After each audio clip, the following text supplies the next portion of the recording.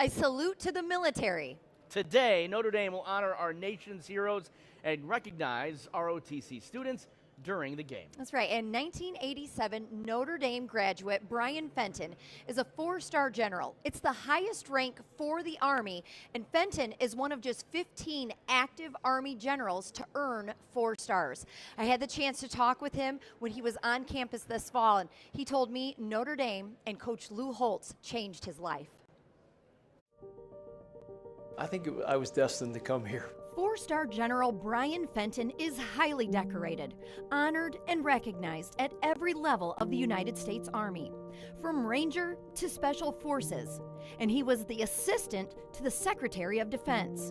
But long before he was serving his country in the Middle East, Bryan was a Tennessee boy of Irish descent, looking to carve his own path within his military family. I came to Notre Dame first and foremost. My grandparents were from Ireland, and as I grew up, as I like to say, the propaganda started early. Fighting Irish this, fighting Irish that, Notre Dame fight song. Bryan became the first member of his family to attend Notre Dame. He enjoyed his experience as a college student, active in the ROTC, and eventually pursued his passion for sports, joining the student manager program. I wanted to be a coach. I started work with the basketball team. I worked for Digger for a year as a student manager. Loved it. Basketball was my sport. But I knew that Notre Dame's about football. His senior year, Notre Dame hired a new coach to usher in a new era of Notre Dame football. I introduce to you Lou Holtz, the new football coach at the University of Notre Dame. Lou Holtz was named the 25th coach in Notre Dame football history, and Bryan became his first senior manager. And then got very blessed that my last year that Coach Holtz came aboard, and in many ways that solidified my love for this place and sports and all of that. But I had gone into ROTC, and every day really talked to him about the military.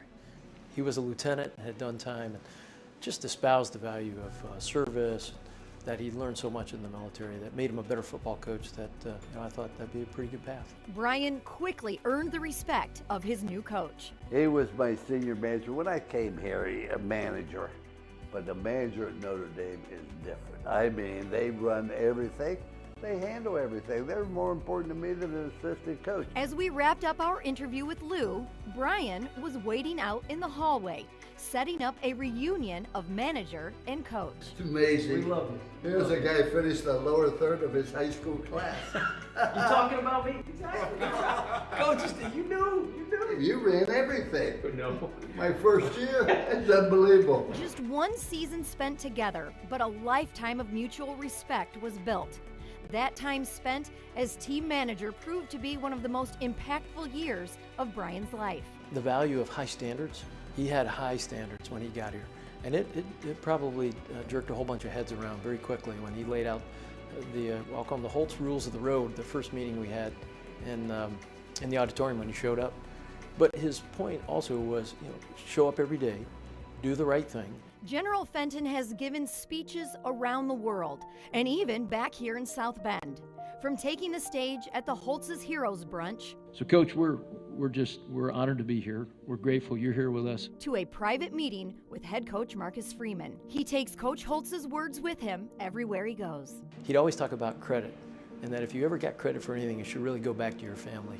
And he was always talking about his family, and certainly Beth and the kids, and that much of who he was a huge part and tribute to them. And true to form, when asked what he's most proud of, he took one from the Coach Holtz playbook. You are a 4-star general, you're a graduate of Notre Dame, but when you look back on your life, your career, what maybe stands out as being you're most proud of? Yeah, my family.